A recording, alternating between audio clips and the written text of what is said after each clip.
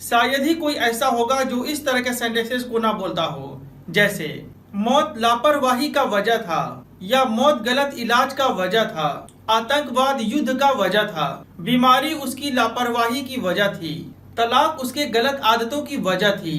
तो आइए फ्रेंड देखें इस तरह के सेंटेंसेस को कैसे बोलना है। इस तरह के सेंटेंसेस को बोलने के लिए आप इस स्ट्रक्चर का इस्तेमाल करेंगे, यानी सबसे पहले आप लिखेंगे सब्जेक्ट, उसके बाद अगर आपका सेंटेंस प्रेजेंट में है तो आप इज आर एम का इस्तेमाल करें, अगर आपका सेंटेंस पास्ट में है तो आप वाज वर का इस्तेमाल करें। उसके बाद आप लिखें द कॉज ऑफ, फिर आप उस वर्ड को लिखें जो हुआ, जैसे लड़ाई, मौत, गलत आदत। आइए इन सभी बातों को एग्जाम्पल्स में बेहतर तरीके से समझें। अगर आपको कहना हो पेट्रोल उस लड़ाई की वजह थी, तो इस सेंटेंस के लिए आप कहेंगे petrol was the cause of that war, यानी उस जंग या युद्ध की वजह पेट्रोल थी, या पेट्रोल उस लड़ाई की वजह थी। गलत दवा उसकी मौत की वजह थी, तो इस सेंटेंस के लिए आप कहेंगे wrong medicine was the cause of his death, यानी गलत दवा उसकी मौत की वजह थी। यहाँ आप देख सकते हैं इस सेंटेंस में सबसे पहले मैंने लिखा रॉन्ग मेडिसिन, यानी गलत दवा, उसके बाद मैंने लिखा वॉज क्योंकि मेरा सेंटेंस पास्ट में था, फिर मैंने लिखा द कॉज ऑफ, उसके बाद मैंने वो वर्ड लिखा जो हो गया, यानी मैंने लिखा हिज डेथ, उसकी मौत। आतंकवाद उस युद्ध की वजह थी, तो इस सेंटेंस के लिए आप कहेंगे terrorism was the cause of that war, यानी आतंकवाद उस युद्ध की वजह थी।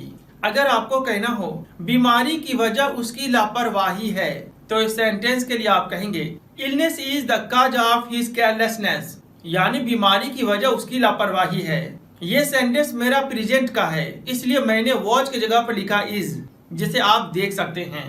तलाक उसके गंदे हरकतों की वजह थी, तो इस सेंटेंस के लिए आप कहेंगे the divorce was the cause of his bad habits, यानी तलाक उसके गंदे आदतों की वजह थी। यहाँ मैं आपको बता दूं कि जब आप इस तरह के बात करते हैं तो कई बार आपको इस तरह के सेंटेंसेस बोलना पड़ जाता है, जैसे तलाक की कोई वजह नहीं थी, या परेशानी की कोई वजह नहीं थी, लड़ाई की कोई वजह नहीं थी, मौत की कोई वजह नहीं थी, दुश्मनी की कोई वजह नहीं थी, शिकायत की कोई वजह नहीं थी। तो फ्रेंड्स, अगर आप इस तरह के सेंटेंसेस बोलना चाहें जहां आप कहें कि किसी काम का कोई वजह नहीं था, को बोलने के लिए आप इस स्ट्रक्चर का इस्तेमाल करेंगे, यानी आप कहेंगे there was no cause for.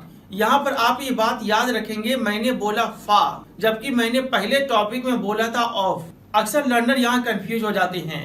जब आपको कहना हो कि इसका ये वजह था, तो आप वहां पर ऑफ का इस्तेमाल करें, लेकिन जब आपको कहना हो कोई वजह नहीं था, तो आप ऑफ की जगह पर फा का इस्तेमाल करेंगे।